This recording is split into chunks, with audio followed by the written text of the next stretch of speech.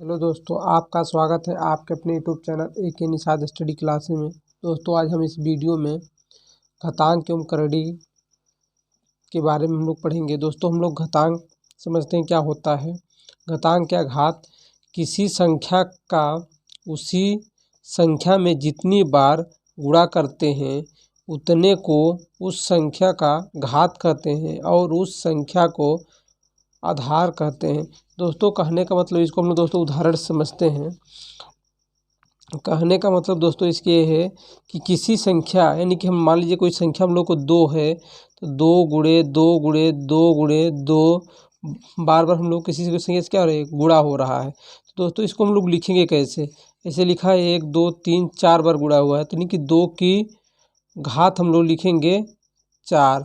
इसका मतलब है कि 2 गुणे 2 गुणे 2 ऐसे लिखा है। और ऐसे मान लीजिए दोस्तों अगर दिया हम लोगों को ऐसे सेकेंड एग्जांपल समझ लेते हैं 3 गुणे 3 गुणे 3 गुणे 3 गुणे 3 ये दे रखा हो तो यानी कि इसका कहने का मतलब दोस्तों 3 के सभी कोई 3 हम लोग का संख्या है, किसी संख्या का उसी संख्या में जितनी बार गुणा हो यानी कि 3 है उसी संख्या से जब गुणा हो तो यानी कि हम लोग कितने बार हो रहा है 1 2 3 4 5 तो यानी कि 3 की पावर क्या हो जाएगा, घात कितना हो जाएगा 5। ऐसे दोस्तों हम लोगों को मान लीजिए अगर नंबर क्या हो डिफरेंट हो यानी कि जैसे दिया हो 3 गुणे 3 गुणे 3 गुणे 5 गुणे 5 गुणे 7 गुणे 7। अब दोस्तों इसका हम लोगों को करना होगा तो किस रूप में करेंगे। दोस्तों हम लोगों को इसको जब करना होगा तो हम लोगों को देखेंगे 3 1 2 3 यानी कि हम लोग इसको लिखेंगे 3 की पावर 3 यानी कि 3 की घात 3 और 1 2 5 2 बार है तो यहाँ पे हम लोगों को हो जाएगा गुणे 5 की घात कितना है 2 और ऐसे हम लोग को 7 तो 7 का घात कितना हो जाएगा 2। ये हम लोग को इस रूप में इसको लिख सकते हैं। आई होप आप दोस्तों इसको समझ पाए होंगे। हम लोग को ये बेस क्या है, यही आधार है और इसको हम लोग बोलते हैं घात। ये उस नीचे का रहता उस संख्या को आधार कहते हैं यानी कि जो संख्या है उसी को हम लोग क्या बोलते हैं, आधार बोलते हैं। ऊपर दिया गया है उसी को हम लोग घात या घातांक बोलते हैं। अब दोस्तों हम लोग घातांक के कुछ नियम को समझ लेते हैं। तो घातांक के नियम या फार्मूला जिसको दोस्तों बोलते हैं, यदि हम लोग पहले में कह रहा है कि कोई संख्या मान लीजिए क्या दे रखा है a की पावर m और गुणे a की पावर n है तो होता है a की पावर m प्लस n। यानी कहने मतलब दोस्तों इसे हम लोग समझ लेते हैं एग्जाम्पल से। कोई नंबर हम मान लीजिए दिया है हम लोगों को 2 की पावर दे रखा है 5 गुणे 2 की पावर दे रखा है 4। तो ये दोस्तों 2 की पावर 5 दे रखा है 2 की पावर 4 तो ये हम लोग को हो जाएगा, ये हम लोग को इसमें दोनों हम लोग को घाते के आधार क्या है सेम है तो यानी कि 2 राइट हो जाएगा और हम लोग को घाते क्या हो जाएंगी जुड़ जाएगी। यानी कि m प्लस n लिखा था यानी कि 5 प्लस 4 यानी कि हम लोग को हो जाएगा ये 2 की पावर 9। तो दोस्तों इसको जब भी हम लोग को कोई आधार हम लोग को बिल्कुल क्या हो सेम हो तो उसके हम लोग को जो गुणा होगा यानी कि उसके घात आपस में क्या हो जाएंगे जुड़ जाएंगे। यानी कि जब हम लोग को कोई आधार सेम हो तो उसके पावर क्या हो जाएंगे आपस में जुड़ जाएंगे। पहला नियम तो हम लोग ये कर रहा है यानी कि पहला हम लोग द्वितीय अगर समझ लेते हैं तो द्वितीय हम लोग इसको नियम में क्या कहता है यानी कि हम लोग द्वितीय समझ लेते हैं। तो द्वितीय में अगर हम लोगों को a की पावर m डिवाइड भागे a की पावर n हो तब हम लोगों को क्या होगा। तो इस कंडीशन में हम लोग को जो पावर होगा a की पावर m माइनस n यानी कि इसमें हम लोग को जब पावर यानी कि जब आधार क्या होगा दोनों सेम होगा और इसके पावर अलग अलग होंगे तो इसमें क्या घाते घट जाएगी। यानी कि कहने का मतलब दोस्तों ये हम लोगों को इसको भी हम लोग एग्जाम्पल से समझ लेते हैं। मान लीजिए दोस्तों हम लोगों को ये 2 की पावर 5 डिवाइड 2 की पावर 2 दे रखा हो तब दोस्तों इसको हम लोग अगर सॉल्व करेंगे तो हम लोग को कितना आएगा। अब इसमें हम लोग देखे भी हैं, हम लोग क्या समझे हैं कि आधार जब दोनों इसमें भी हम देख रहे हैं दोनों आधार क्या सेम है और पावर हम लोगों को कोई डिफरेंट हो कोई दिक्कत नहीं है। तो यहाँ पे हम लोग को क्या होगा जो पावर होगा यानी कि जो आधार हम लोग लिखेंगे आधार में से क्या होगा यानी कि हम लोग को घाते क्या हो जाएंगे इसमें से घट जाएंगे। यानी कि हम लोग यहाँ पे 2 की पावर यानी कि क्या है 5 5 माइनस यानी कि n की जगह क्या है 2 है तो यानी कि -2 यानी क्या जाएगा 2 की पावर 3, ये हो जाएगा इसका दोस्तों आंसर। आई होप दोस्तों इसको भी आप समझ गए होंगे। ऐसे दोस्तों हम लोग पार्ट 3 इसको समझ लेते हैं, यानी कि थर्ड फार्मूला या थर्ड नियम को हम लोग समझ लेते हैं। तो थर्ड में हम लोग को दोस्तों ये कहता है कि यदि हम लोग को कोई पावर यानी कि a की पावर m और इसका भी पावर हम लोग को n हो तब ये कितना होगा। दोस्तों जब इसका पावर दिया हो तो यानी कि हम लोग ये हो जाएगा a की पावर m इंटू n, ये बनेगा। यानी कि इसको भी हम लोग एग्जाम्पल से समझ लेते हैं दोस्तों। तो यहाँ पे हम लोग एग्जाम्पल से समझ लेते हैं तो हम लोग को क्या हो जाएगा, यहाँ पे अगर मान लीजिए कोई क्वेश्चन दिया हो हम लोगों को 5 की पावर 2 और इसके पावर भी दिया हो 3, तो ये हम लोग को दोस्तों इसको सॉल्व करेंगे तो हम लोग को ये क्या हो जाएगा, इसको ऐसे नहीं लिखेंगे कि 5 का स्क्वायर करेंगे तो 25 होगा फिर 25 का क्यूब निकालेंगे, ऐसा नहीं निकालेंगे दोस्तों। ये हम लोग को हो जाएगा यानी किसी फार्मूला के बेस पे, तो 5 का स्क्वायर और हम लोग को क्या हो जाएगा, ये हम लोग को एम है और एन है यानी कि 2 गुणे 3 यानी कि क्या जाएगा 5 की पावर 6, इसका क्या हो जाएगा आंसर हो जाएगा। आई होप दोस्तों इस क्वेश्चन को भी आप बहुत अच्छी तरह से समझ गए होंगे। ऐसे हम लोग क्वेश्चन मतलब इसके फार्मूला फोर्थ समझ लेते हैं। तो फोर्थ फार्मूले में दोस्तों हम लोगों को यदि हम लोगों को दे रखा हो जो उसका आधार हो वो डिफरेंट दे रखा हो, आधार क्या दे रखा हो डिफरेंट दे रखा हो, ये की पावर m इंटू ये के आधार क्या हो अलग दे रखा हो और इसकी जो घात हो वो सब सेम दे रखा हो, घात दोनों सेम हो बराबर हो लेकिन उसके आधार क्या हो डिफरेंट जो अलग अलग हो, उस कंडीशन में दोस्तों हम लोग को क्या हो जाएगा यानी कि a इंटू बी की पावर m, क्या हो जाएगा a इंटू बी की पावर m। यानी कि कहने का मतलब दोस्तों ये हम लोग को इसको भी एग्जाम्पल में समझ लेते हैं। तो इसका कहने का मतलब दोस्तों हम लोगों का ये है, यदि हम लोग को मान लीजिए कि 2 की पावर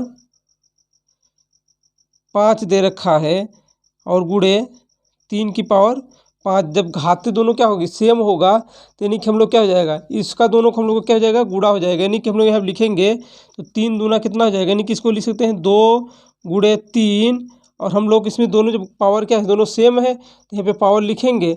अब दोस्तों हम लोग को इसके दो तियाँ कितना हो जाएगा 6 की पावर 5 क्या हो जाएगा इसका आंसर हो जाएगा। आई होप दोस्तों आप इस फार्मूले को भी यानी कि फोर्थ नियम को भी आप समझ गए होंगे।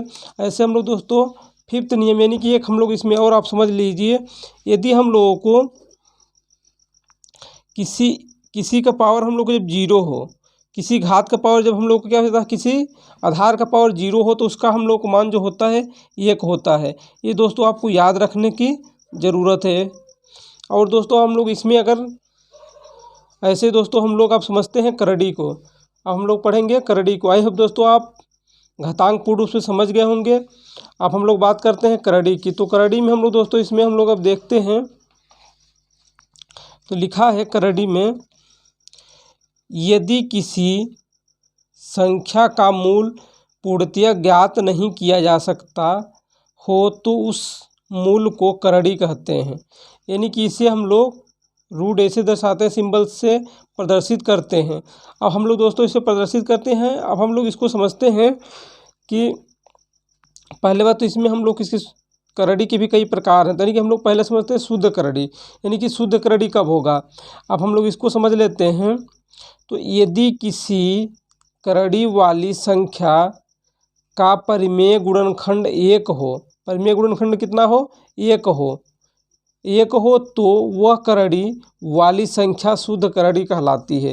कहने का मतलब दोस्तों हम लोगों को यदि हम लोग को कोई करड़ी यानी कि हम लोग उदाहरण समझ लेते हैं कि जब रूट 2 या हम लोगों को कहें तो रूट 5 यानी कि क्यूब में हो, फिर ऐसे हम लोगों को रूट 4 यानी कि हम लोगों को यहाँ पे कोई नंबर हो। दोस्तों कहने का मतलब जैसे पहले 2 से स्टार्ट हुआ यानी कि फिर हम लोग 3 घन से फिर 4 पावर घात, फिर ऐसे हम लोग को 5 यानी कि हम लोग को नंबर बीच में हम लोग दोस्तों कोई है यहाँ पे 5 और यहाँ पे हम लोग दोस्तों कोई भी नंबर हो 6 हो 3 हो ठीक आदि। ये दोस्तों हम लोग इसको हम लोग बोलेंगे शुद्ध करड़ी। जब इस रूप में लिखा होगा तो हम लोग इसको क्या बोलेंगे शुद्ध करड़ी। अब दोस्तों हम लोग समझ लेते हैं मिश्र करड़ी। तो मिश्र करड़ी में करा यदि किसी करड़ी वाली संख्या का परिमेय गुणनखंड एक को छोड़कर कोई अन्य हो तो वह संख्या मिश्र करड़ी कहलाती है। वह संख्या क्या कहलाती है? मिश्र करड़ी कहलाती है। इसको भी दोस्तों हम लोग उदाहरण से समझ लेते हैं। तो इसमें कहने का मतलब दोस्तों हम लोग क्या है कि एक परिमेय हम लोग को छोड़ के, तो यानी कि एक हम लोग छोड़ देंगे तो हम लोग इसमें क्या हो जाएगा, यानी कि 2√3 या कहें तो दोस्तों हम लोग को 5 घन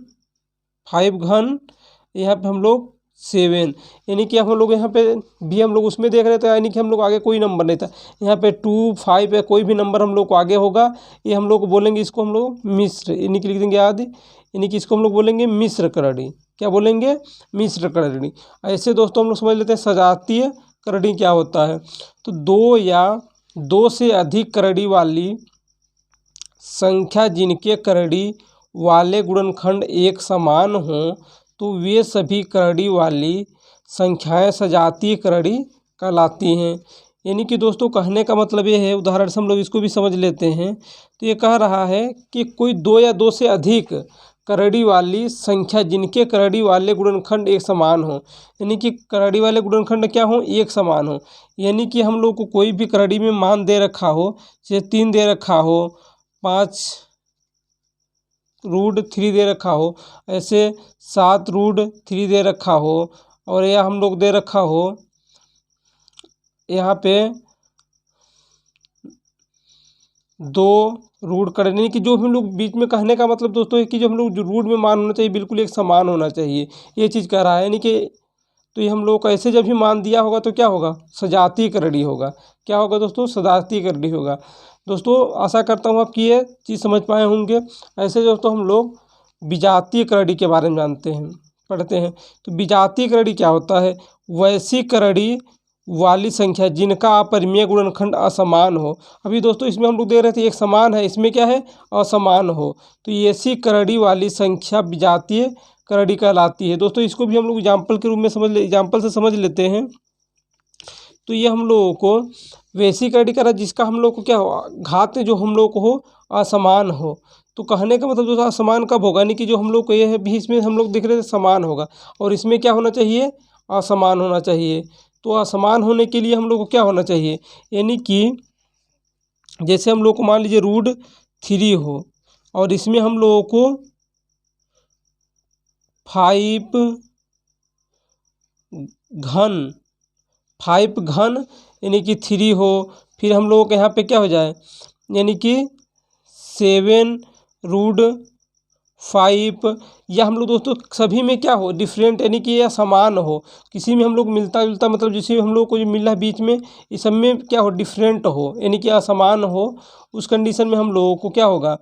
ये ऐसे √5, तो उस कंडीशन में हम लोग को क्या होगा? ये आदि, उस कंडीशन में हम लोग क्या हो जाएगा? असमान, यानी कि विजातीय करड़ी होगा।